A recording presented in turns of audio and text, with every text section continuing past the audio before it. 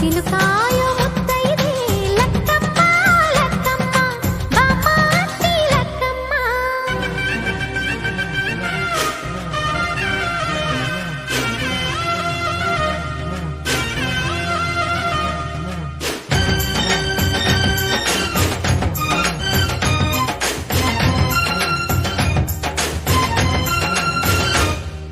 ವ್ರತಗಳ ಮೇಲೆ ವ್ರತಗಳ ಮಾಡಿ ಪತಿವ್ರತೆಯಾಗಿ ಬಾಳುತ್ತಾಳೆ. ಕಲ್ಲೋ ಮಣ್ಣೋ ಮರವೋ ಕಟ್ಟೋ ನಾವೇ ಎಂದು ಮುಗಿತಾಳೆ.